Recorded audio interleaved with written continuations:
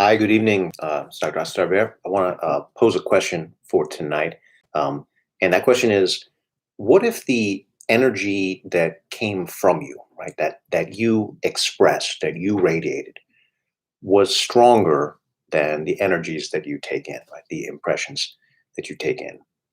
What would it be like? Um, I teach this class every week. I've practiced and taught meditation for a long time. My career is in economics. I'm a professor of economics. Um, but I, spent 5 years running Institute for Applied Meditation as the executive director. Um, I've dedicated a lot of my life to meditation, aside from the, like more rational or linear, world of academic scholarship in the social sciences. Um, and the method that I teach, Heart Rhythm Meditation, comes out of Sufism, Sufism of Hazrat Inayat Khan, who's an Indian Sufi master who uh, studied in India and was from India, but taught and lived in the West, in Europe, and traveled to the United States as well. So there's lots of different methods of spiritual development that come out of Sufism, and this is just one of them. But it's a very good one, I think. That's why I do it. um, so the basics of this method, if you've never encountered it, um, we're really working on developing, I would say, optimizing the breath. Uh, so we sit in meditation. We have an upright style of posture. You can sit on the floor. You can sit on a cushion. I usually sit in a chair just because that's kind of like how my space is set up. And definitely when you see me on here, I'm sitting at a desk, so I'm like, that's the most convenient for me. So you can kind of see I have this kind of office chair, right? It's not like a special chair for meditation. It's not even that great for meditation. But what I like to do just to have the correct posture is I sit back in it. I'm sort of tall, so this works for me. But different. You have to work with your body type. Um, so I like to have just a little bit of support, on the like upper part of my butt, right? Um, and I like to have my back not touching the chair, right? Except for that, very low part of it, right? Um, this is more energetic. If your back is touching the chair, you're gonna like kind of put weight on it, right? And then you're gonna be like leaning back. See how my chair goes back like that. So you want to be sitting under your own power, right? Now, obviously, modify this if you have a back injury or some kind of physical limitation that makes this impossible for you. Um, you can still meditate, but if you don't have that, you should do as I'm saying, right? Because that's going to give you better results. There's exceptions to every rule. If you're very tired and so on, maybe you can do something else. But a lot of times you start off tired and then you feel more energized as you meditate, right? Or at least that's how it should work, right? So, uh, so the first step is to sit up straight. Um, I often find myself leaning forward habitually, because like I spend a lot of time doing this, right? So leaning forward, I want to correct that when I'm sitting for meditation, right? So for me, like my head is often doing this, right? So I want to just kind of bring it in line with the center of my body, all right? And it should feel like you're grounded. You're sitting over your sits bones, and your head, it feels like it's being suspended, as if by a string, right? Okay, so that's the posture. Now we want to tune into the breath. And, the first step in working with the breath is to make it conscious. Um, and, the breath is an amazing, ability that we have, right? A function that we have. It can be either conscious or unconscious. But it activates different neural pathways and different muscles, um, because the body has different functions which can take place automatically, right, without our conscious volition. Uh, and it has different, muscles and neurons which it uses when it is voluntary, right, when it is under our control. So breathing has both of those. Isn't that amazing, right? It has it's a redundant system. It has a backup, so that if we're not conscious, we still breathe. Thank God, right? I mean, that's that's fantastic. We don't have to pay attention to it. But when we do, something different happens. Okay. The muscular and neural pathways which regulate breathing shift into a different set of these things, right? So that's interesting, right? Now, what are the results of that, or what are the consequences of that? We don't exactly know, because a lot of this stuff is only just beginning to be studied by science. Um, the opinion of many spiritual seekers and mystics and so on is, by taking something out of the realm of your unconscious, your breathing, right, and moving it into the realm of your conscious mind, you free up space, you free up energy in your unconscious. So, oh, that's interesting, right? Like, maybe that's true. I mean, how do you know, right? You only know by analyzing your own experience, right? And it's difficult to analyze your own unconscious because, by definition, it's unconscious, right? So, but that's, I'm just mentioning, right? This is a medical fact, right? That there's two systems that regulate breathing, and then a kind of spiritual interpretation of that fact, right? Um, so what do we want to do with our breathing? Okay, heart rhythm meditation really works the breath much more than many other kinds of meditation. Most kinds of meditation will say you want to be conscious of the breath. Um, that's very common. But there's a difference between just being conscious and allowing your breath to do basically what it will, right? That's certainly a valid approach. There's a difference between that and intentionally and specifically taking on a certain kind of breathing pattern, or doing a certain kind of breathing exercise, right, for a specific function. Um, so that's what I'm saying. There's a pretty big difference. Now, a lot of people have done some breathing exercises. It's common if you take a yoga class, a lot of people have taken that, right? You might be exposed to, a kind of breathing that is very different from what you normally do, right? So, what I'm going to teach you guys is different again from that, right? Because a lot of the breathing exercises are meant to be only done for a short period of time, okay? And are not all that sustainable over the long haul, right? They involve very rapid breathing that would be, um, they're not designed for long-term use, okay? So heart rhythm meditation is different, okay? It's a different style of breathing. It's conscious, and it's changed significantly from how you normally breathe, okay? But it's also very sustainable. You can do this. I've done this for hours, right? Without any break in it. So it's very possible to do it over long term, and it has, it has an incredible effect on you when you do it when you really, commit to a long session of it. But you should be able to feel the benefit of it by doing just a little bit. Okay, so I know, lengthy preamble. What is this breathing practice I'm talking about, right? Well, we want to do 5 things to the breath. Okay, so the first is to make the breath deep, in the sense of using your abdominal region. Okay, so as you breathe in, your belly should get bigger. It should expand, right? And as you breathe out, it should contract. Okay. Now, that movement might be pretty small. If you haven't really worked on your breathing, it might be kind of hard to tell. Like, how am I breathing? Where am I breathing from? Right. So, you have a simple remedy for that. You just take your hand and you just place it on your belly. Okay. So, see where my hand is, right? I'm just placing it on my belly, and I'm just holding it there, right? To feel myself breathing, um, right? So that I'm sure that my belly is moving, right? Now, we also want to extend the breath. We also want to make the breath slower. We want to make the breath rhythmic. We want to make the breath full. We want to make the breath heart centered, okay? So let's just work on the first 2 parts of that right now, all right?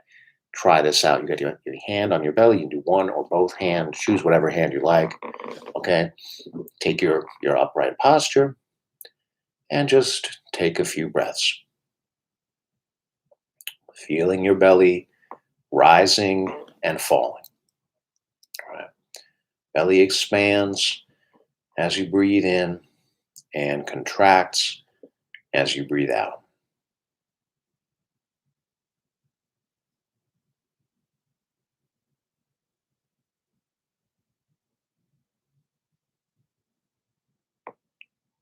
You might notice that it's a soothing gesture to put a hand on your belly. We often do this gesture as a way of self-soothing.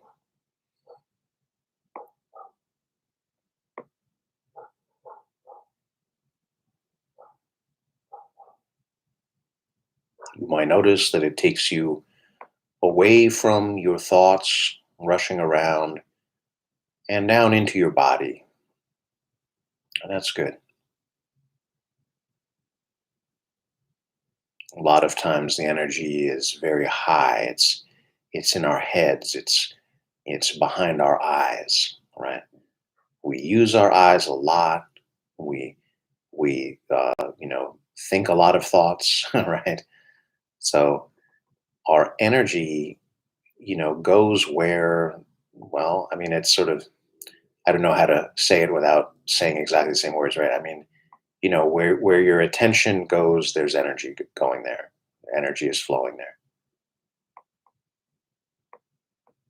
So by refocusing our attention on our breathing, and especially on breathing in and out, feeling our belly rising and falling, we're bringing our energy down deeper into our body, right?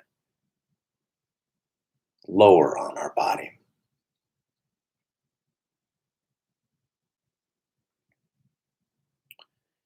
And to make the breath slow, you just extend each side of it, okay? So you breathe out, and then you breathe out a little bit more than you're used to breathing.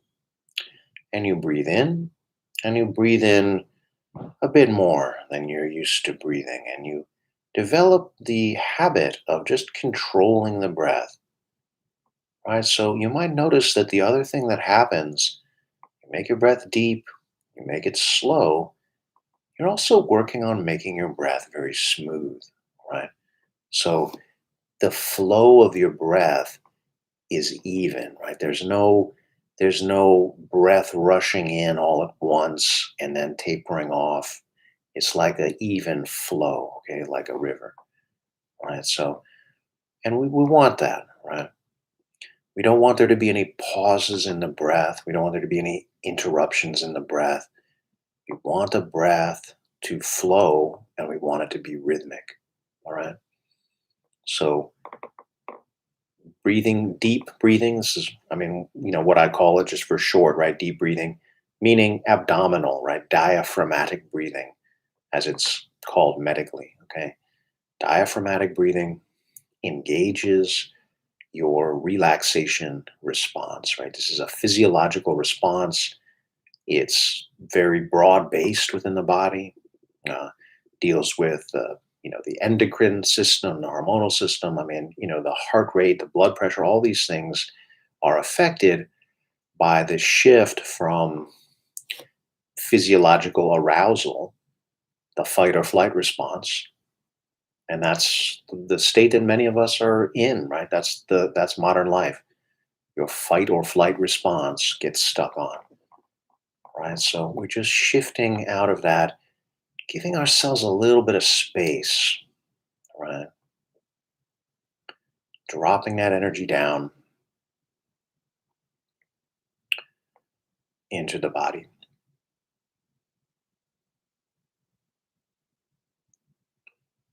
Okay, so the next part of the practice we're going to work on is the rhythmic and the heart centered part, right? So these are connected because we're going to use the breath and we're going to use the heartbeat. So many people can feel their heartbeat if they're quiet, um, and many people cannot. So whatever your experience is, what we can say is if you work on it, you'll be able to feel it, right? There are a couple of little tricks that might help. You can take and press with your fingertips on your breastbone. Just press lightly, but just a steady light pressure on the fingertips is often enough to give you the feeling of the pulse in your fingertips. And that's fine, right? That's all we need, okay? You don't need to feel your heartbeat. There's different ways you can feel it. You can feel it beating in its primary, right, which is here, right? Or you could feel it in its secondary, which is the pulse. So you might feel that somewhere else in your body, but that's fine. That counts as feeling the heartbeat. So, either way, right? You can do this. Some people even like to put a hand on their neck. Can't really see my neck because I got all this luxurious beard growth here. But you put your hand on your carotid artery, um, and you can feel it there. Either you'll feel the pulse in your fingertip. That's kind of what I'm mostly feeling right now, or you might feel the pulse in your neck. I'm feeling kind of both, right? So I know it's a little bit awkward to sit there like this, right? But if you want to do that, it's good to have something like, see how I have an arm on this chair, right? I'm resting my arm on this chair so that it's like less inconvenient to do that, right?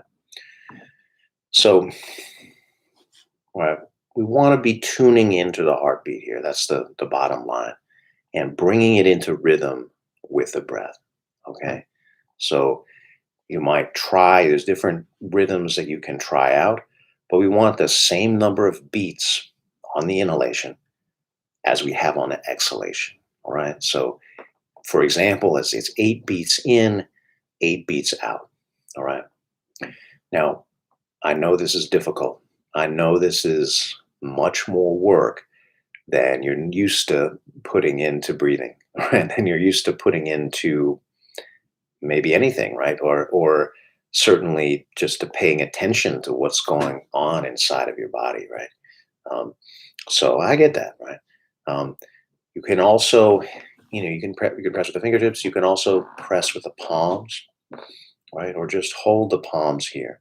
Okay, so again, I've spent lots of time meditating with one or both hands on my chest like this. And I just find it to be incredibly soothing. Um, it gives me a great sense of sacredness, right? A very primary sense of that. Um, so I think there's a kind of a different energy, or I experience it differently, right? There's the classical kind of hands in prayer, right? Versus on your chest like this, right? They have a similar kind of vibe, right? But there's something just very powerful about this, right? Our hands project energy, and by putting them towards our own heart, instead of that energy flowing outward through the hands, through the arms, it's being recirculated, right? And there's a purpose to this. This is good. This is what we want from meditation. We want to spend some time, to spend some energy developing, exploring ourselves, our inner world, taking steps on this incredible inner journey. All right. So let's try this out. Okay. Tune into maybe you're already doing it, but so that's good. Tune into your heartbeat as you breathe, and make your breath deep, slow, rhythmic, and heart centered, right? It's heart centered because you're paying attention to your physical heart, but include in that your emotional heart, your spiritual heart, the center of your feelings, what matters to you, your values, who you are, how you live your life. This is your heart. So tuning into this is a very, very powerful way to gain self-knowledge.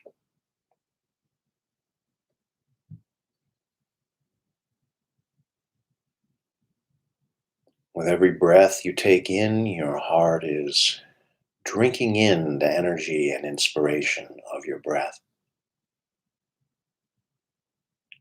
And with every breath out, your heart is cleansing, releasing all of the energy that is no longer needed, Your heart is expressing yourself, your deepest feelings and who you are, your vibe. All of that gets projected outward. All of that is your energy, your atmosphere. Breathing in is receiving, breathing out is giving. And by breathing in a manner that is rhythmic, that has an even balance between inhalation and exhalation, that is smooth, right? That flows, that is slow. This makes the breath more powerful. It makes the breath more stable. It gives us power and stability that we need to navigate the inner journey. Um, because there's a lot there. And it's not all unicorns and rainbows. I mean, I hope you encounter some. Lovely. But it's not all going to be, pleasant and wonderful, right? That's not life. So we every bit of development you can do of the breath will serve you well, right? That will be an incredibly valuable tool, in your process of development. That's what I have experienced, at least.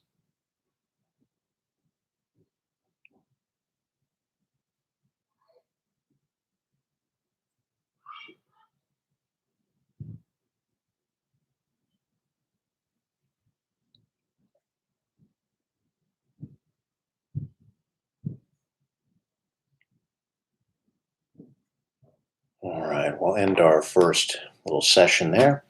Now, if you've been with me for a little while and you want to just keep on practicing, keep on meditating, please feel free to do that. I encourage it. You can listen to what I'm saying, and still practice your breathing, right? Um, and if you miss some of the stuff I'm saying, that's fine too, right? That practice is worth a lot. um, that's okay. So um, now the final element I've talked about I've talked about four elements of the breath and developing it, right? So that making it deep, making it slow, making it rhythmic, and making it heart centered.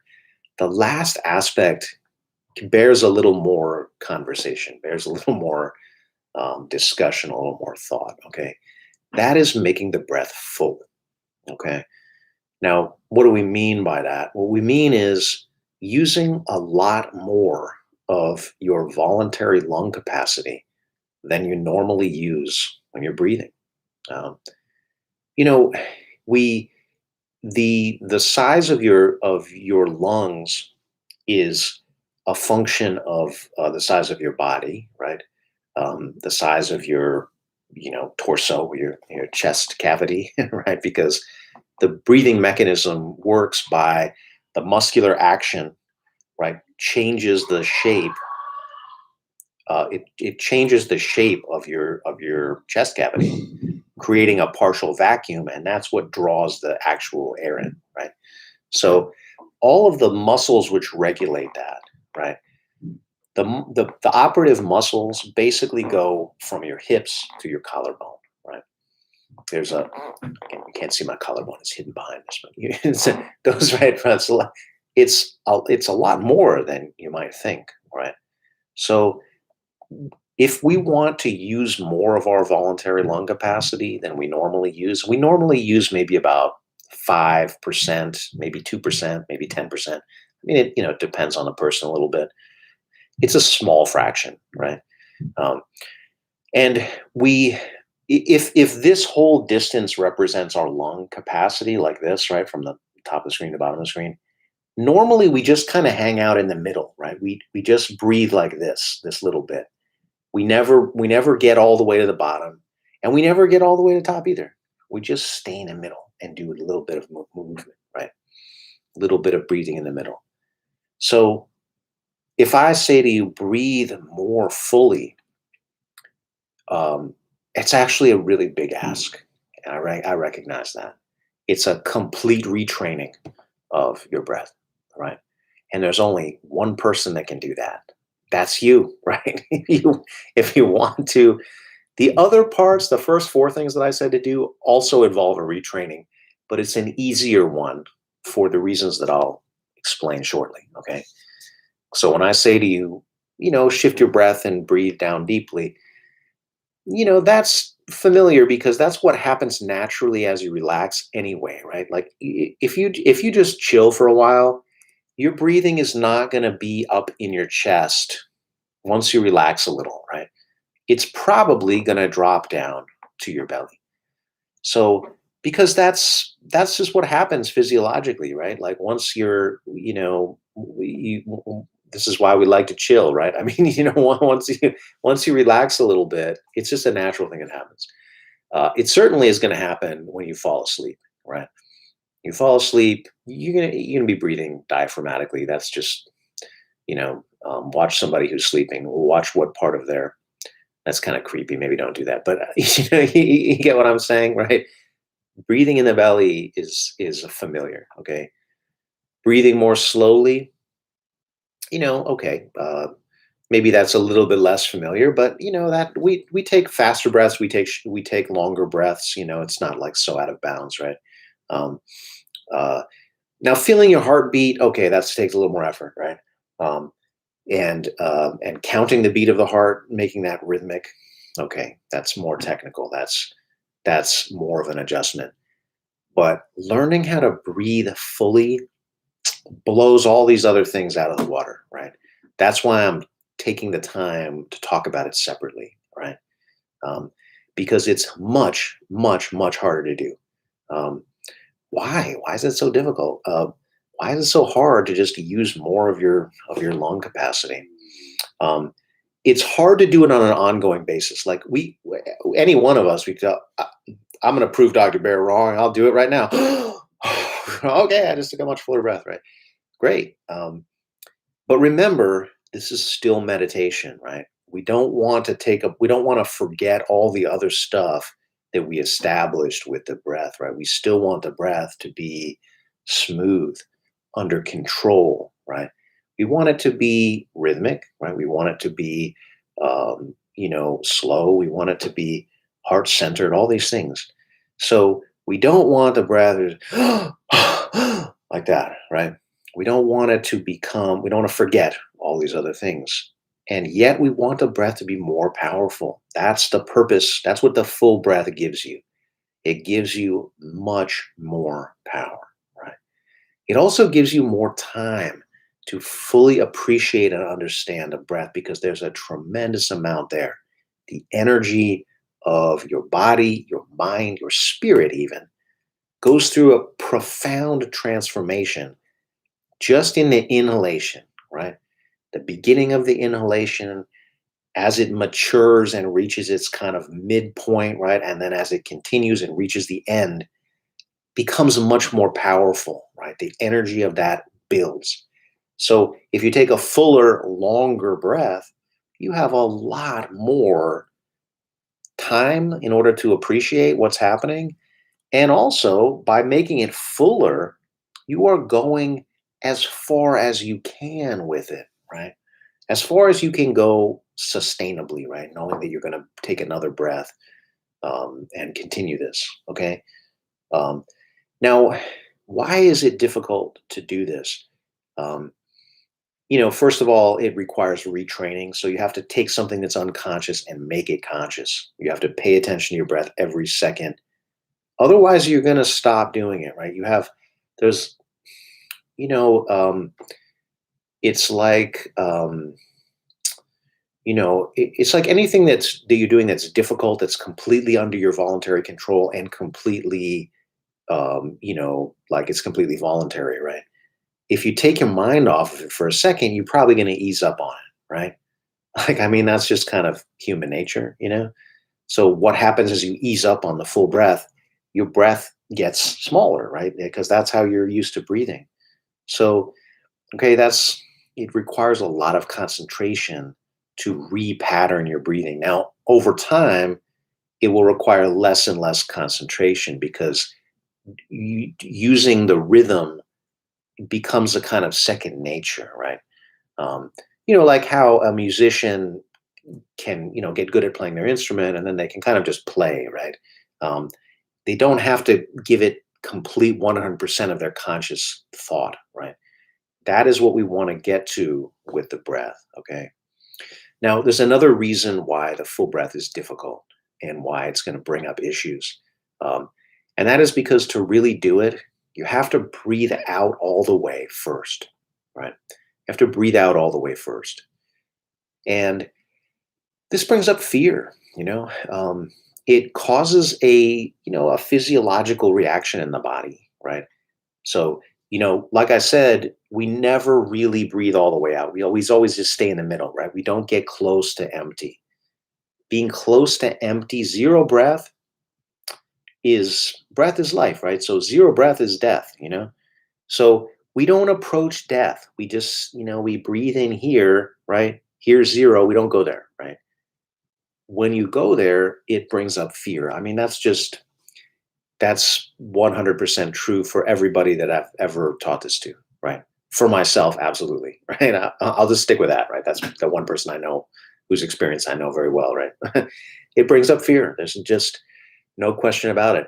And that fear can take many different forms, right? It can take discomfort, aggravation, inconvenience. I don't like this, right? You're not necessarily going to be like, oh my God, I'm terrified, right? That might not be how it hits you. Um, but it's the same kind of thing, right? I don't want to do this anymore. I want to stop doing this, right? Or I'm not doing this right. I'm frustrated, or right? Um, it's difficult to breathe all the way out, but it has an incredible spiritual metaphor to it, right? The metaphor is imagine, right, giving all you have with no guarantee that anything will come back. Doing that is called faith, you know? Very, very powerful and very primary exercise in faith. Um, and you can do that anytime you want, right? I mean, like, do you have to give away all of your money and be like, I hope something comes back to me? No, right?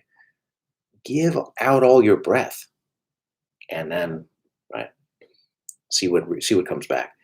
The amazing thing is you're gonna get more back, right? You're gonna be able to breathe in much more because you have gotten rid of that. It's called this tidal reserve volume. You've gotten rid of the stale air that normally just lives in your lungs, right? You've gotten rid of that. You've expelled all of that. Okay. Um, Now, we actually, we know just from measuring this stuff. And by the way, if you're interested in the details of this, I encourage you guys to take a look at my Patreon page. I give access to a whole course in meditation. All my patrons get this. So if you want, more step-by-step instruction, then I can do, in the weekly class. Because in the weekly class, I always start over, right? I always start at the beginning every time. Um, I offer the course that I'm talking about is called Meditation Basics. Goes through all this stuff step by step. I have very detailed coverage of the full breath, how to measure it, all this stuff. So we know from taking measurements of the breath that you're not actually going to use this entire span, right? But it feels like you are. Okay. The point is you're going to be using a lot more of it. You're going to be breathing much, much more. Your breath is going to be much bigger, much fuller, much more powerful, right? Than, your normal, unconscious, very small breath that's in here. Okay. So it takes a lot of courage to do this, right? Just even on the level of just breathing all the way out and then breathing all the way in. Okay. Now, it also has a lot of value because you're going to be pushing yourself to develop your breath here, right? And, you know, also give yourself a break, like anything where it's new and you're pushing yourself. You're not necessarily going to do it perfectly right away. You're going to learn more over time, right? So um, let's try it out, all right? We're going to extend the breath, okay? So if you can keep all of the other aspects, right? Now, there is something that's going to happen that deviates a little bit from the first thing I said, okay? And that has to do with the breath being deep and in your belly. When you work on the full breath, it's not going to just be in your belly, okay? What's going to happen is you're going to breathe in, your belly is going to expand, and then your chest is going to expand as well, okay?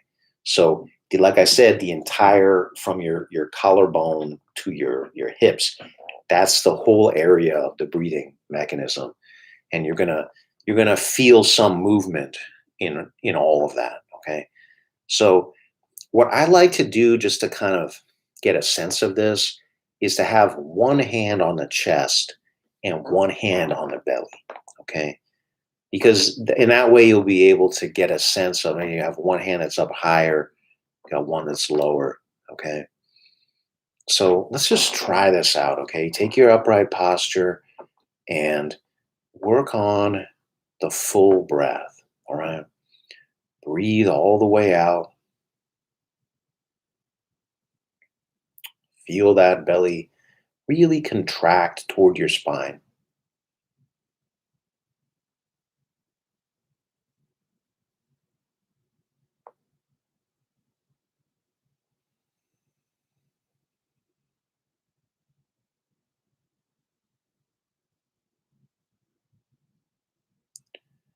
Now you'll notice that a lot of the motion that you're feeling is still going to be in the belly. It may be, you know, two-thirds of it, it might be half of it. It's a lot of it, right? Is in the belly. So the movement of the belly is still very, very significant. But to finish the breath, you have to also inflate your whole chest. All right. So all of those intercostal muscles that surround your trunk, those are all going to come into play. All right.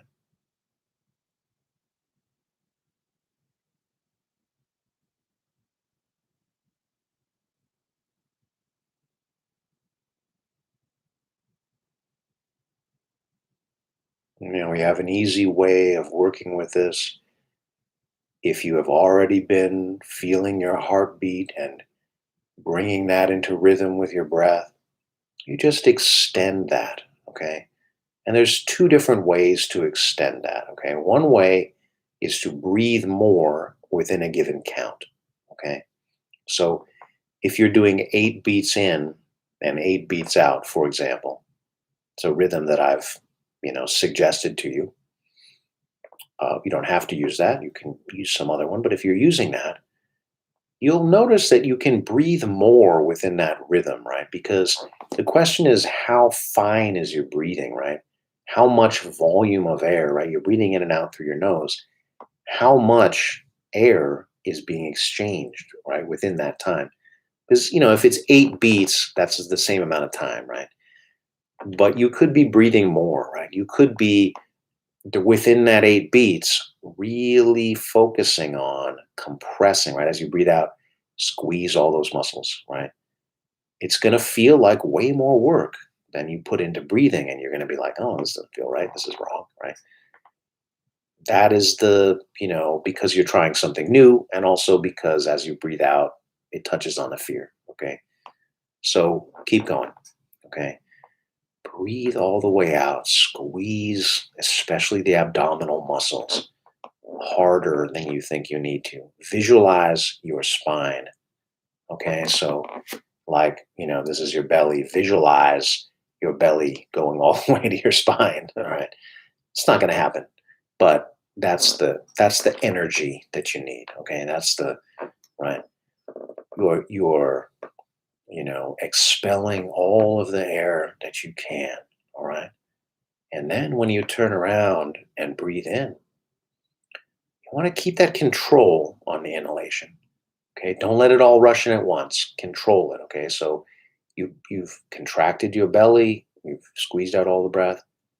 Now turn it around, start to release that, but don't release it completely. Okay, keep some control, and then expand the belly, expand the chest. All right.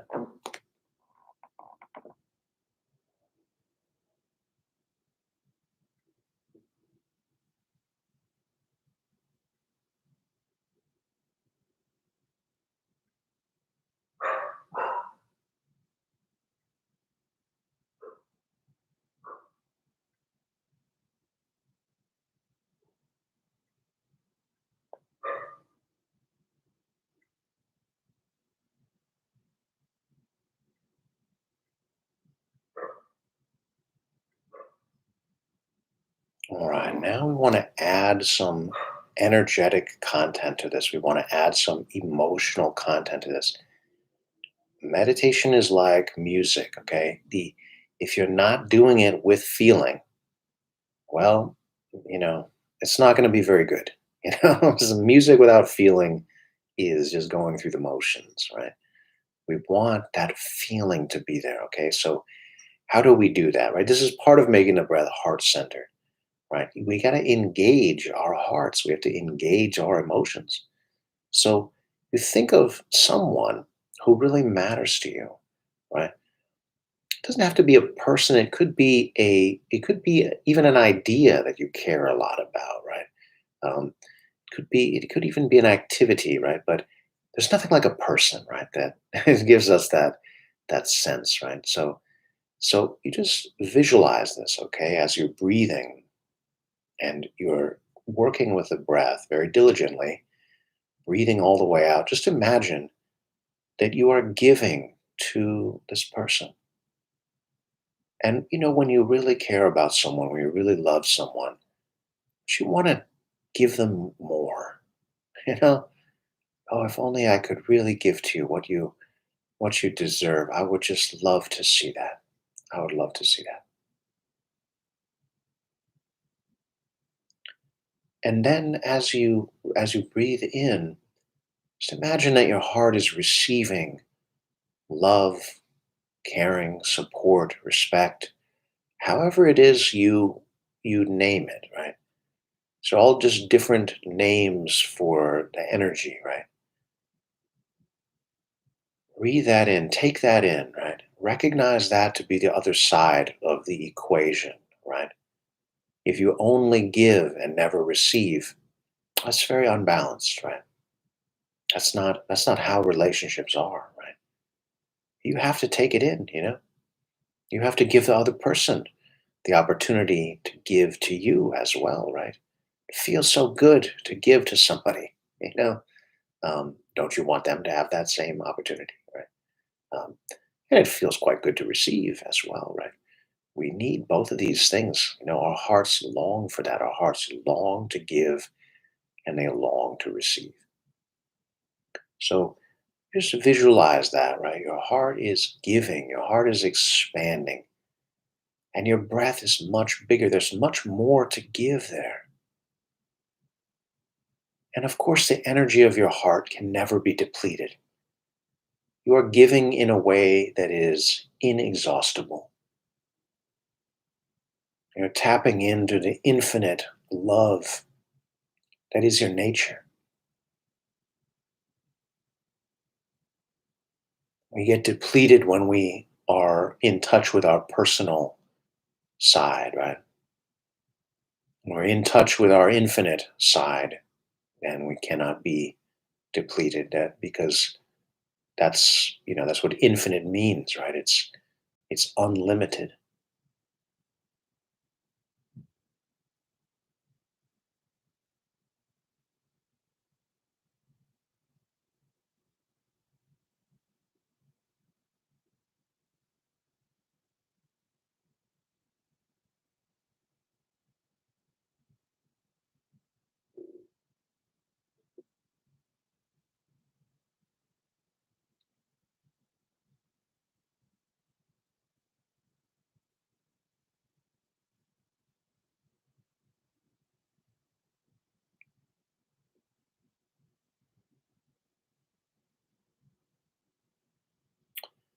I know that most of the people that watch this video end up watching it later, but I do value those of you who have joined me here in person because I feel your vibe, right? Even across the internet, even without seeing you. Um, it's quite remarkable. So, and that's something that is, I don't know, the X factor about learning meditation. You learn a certain amount from what I say. You learn a certain amount from the techniques that I tell you. Um, but there's a lot that you learn that is totally apart from that. That's just from the shared experience of the vibe that we create together. Um, so thank you for that. Now, I hope this is working for you. I hope you're getting something from the experience. Um, I'll say for myself, when I first learned this, when I was first, I have a lot of early life memories of meditation and trying it out as a little kid and stuff. But I have a very clear one of being a teenager. I was 15 or 16 years old. I think I was 15, and doing this and just really trying to really trying to get it right, and working so hard at my breathing that sweat was pouring down my face and stuff, and I was like, "What is going on?" Right? I thought this is meditation. I feel like I'm running a marathon or something, Um, so um, and learning anything new is a struggle, right? Um, but there should be some kind of payoff, right? Some kind of immediate feedback. So I hope you're getting something, right? So, in terms of interpreting that, what you're getting, because, we all get different things at different times or whatever. Um, we want to pay attention to, just first of all, what is the level of intensity here? Um, Forget about whether it's good or bad. That's not even the primary concern. Like, do I wish for you to have good experiences in life? Of course, good experiences are fantastic, right? And I wish that for you, But I also recognize that that's not very realistic as far as a life experience. That will not be what life is uh, always about, right? I mean, that's just life, right? That's reality. Um, instead, a lot of like when we look back on things, what we remember is the peak experiences. I mean, whether they're good or bad is sort of secondary, right? I mean, you're going to remember intensely difficult experiences as well, because these things shape who we are, and of course, the same is true in meditation, right? So, you know, if you're having a lot of difficulty, um, just like I still remember, right, struggling, sweating over this, right? This is over 30 years ago, um, 33 years ago, or whatever, right? I mean, um, I still remember that, right? That's a formative experience. So, think less about whether this is positive or negative, and think more about what's the intensity level, right? So, and it could be low. You could be feeling like, well, there's not a whole lot happening, you know, like I'm trying this out. I'm practicing the techniques. It's a struggle, okay, but it's not intense on an emotional level or a spiritual level. Um, okay, right? That's common, that's um, you know um, sometimes the Japanese have a nice word for this. I think the word is ma.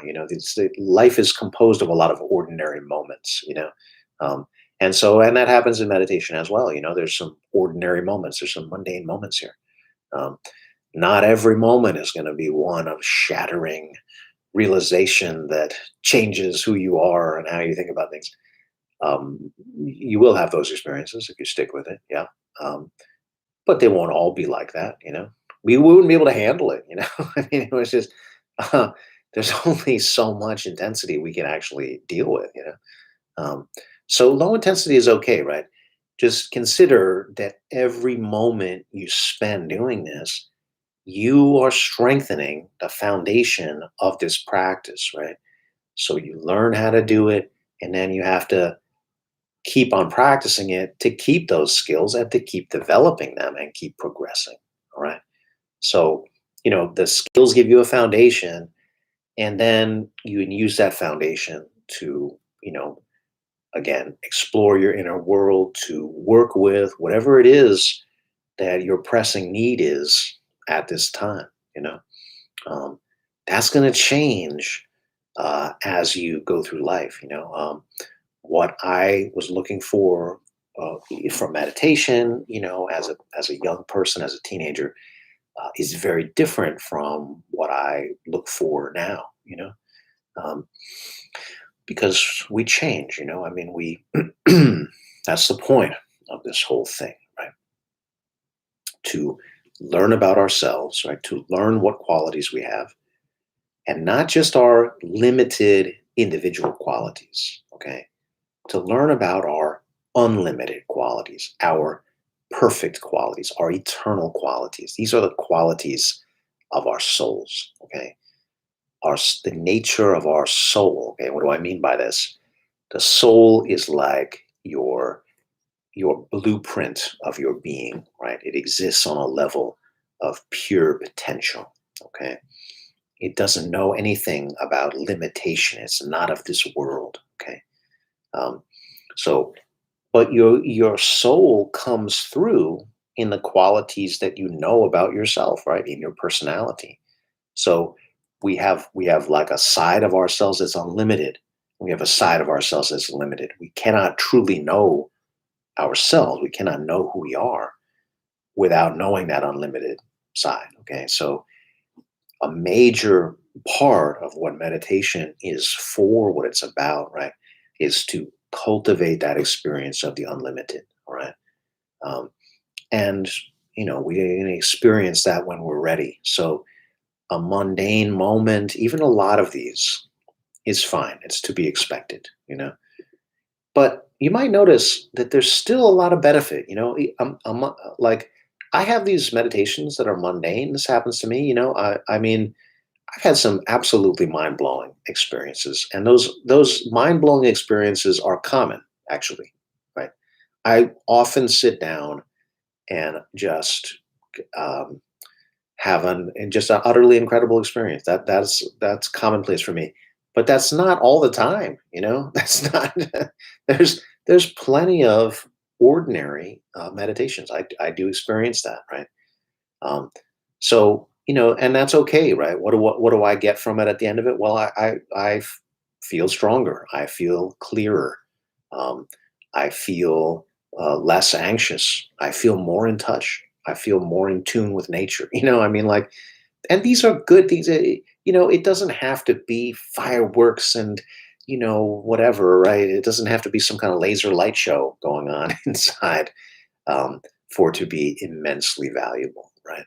Um, in fact, Hazrat Khan, there's a very interesting story um, about this, where somebody came to him and explained their experience in meditation, and they said, "Oh, it was so wonderful. I mean, I saw these incredible lights and colors and visions, and heard sounds and voices, and it was just amazing." And Hazrat Khan just said, "I'm sorry to hear that." And I always thought this is funny, because um, it's like we regard these fantastic inner experiences as some kind of prize that we picked up. Oh, look what I got! I got this prize, like that. Right? And sometimes it's not the prize that you think it is, right? I mean, like I said, a mundane experience that leaves me feeling refreshed and inspired, even if I don't see any lights or colors, that might have a lot more lasting value. Um, in the grand scheme of things, like lights and colors, interesting. Yeah, I like seeing that. Very now, very nice, right?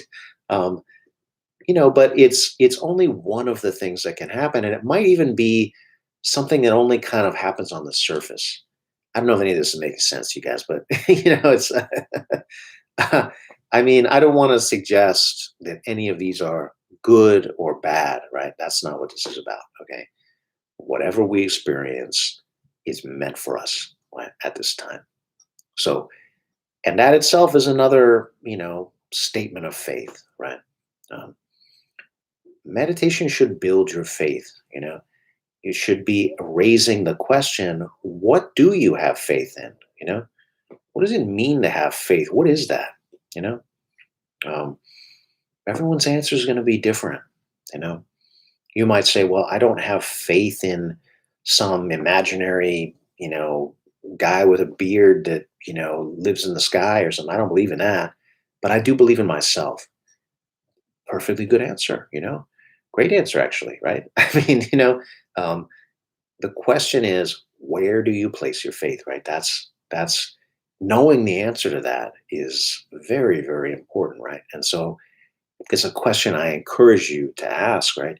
That's a question, in fact, that is going to naturally come up as you work with your breath, right? Because, especially the full breath, you breathe all the way out. Like I said, you are doing an exercise in faith right there, okay? Because, there's a part of you that doesn't know, will that next breath be there? Am I going to zero and then that's it? I have nothing. Um, your body doesn't know the future, like your mind doesn't know the future either, right? You're pretty sure that that next breath is going to be there. Um, but, it raises the question. All right. Okay, so we have just a couple of minutes left. Let's try this out one more time. All right. Maybe you've been practicing it this whole time. If so, that's great. But let's practice it together one more time.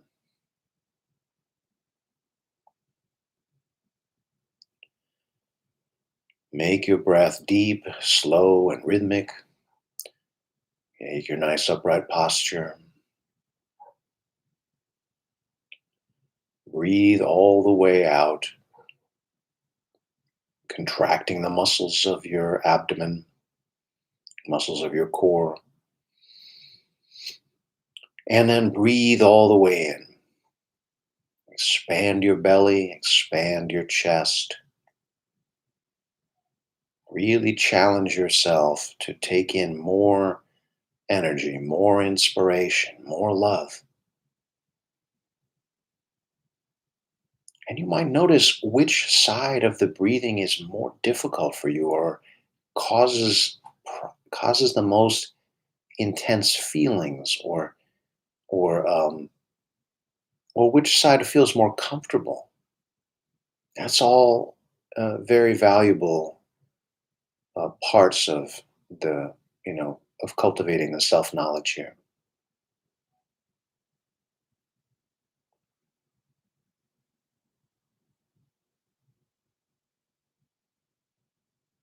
Breathing in, your heart is receiving this tremendous flow of energy.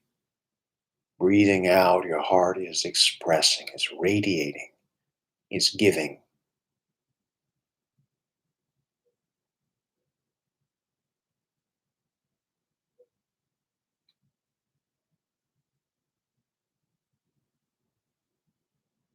Breathing in, you receive an infinite stream of love from the universe, from God, from however you think about the beingness that is the life around us.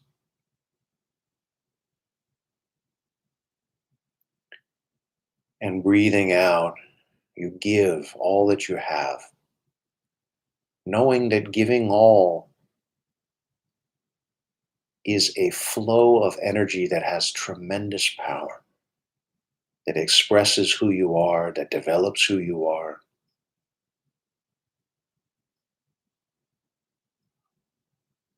that gives you the opportunity to be replenished on an incredible level.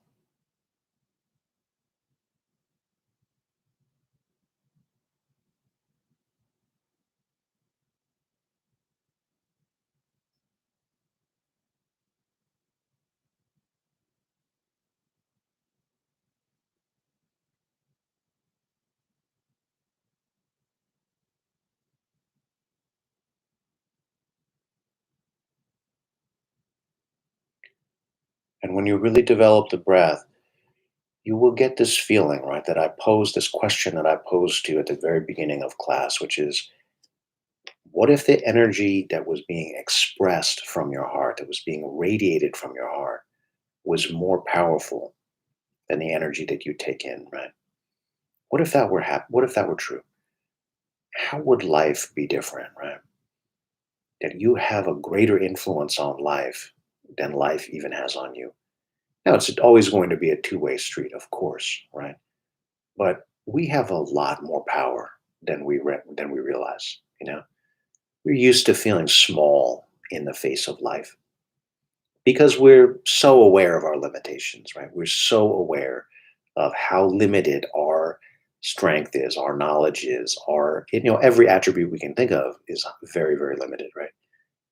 But when we tap into the unlimited, there's a very different feeling about this, right? Um, so something to explore. Um, so again, thank you so much for joining me this evening, um, and I'll look forward to sitting with you again next week.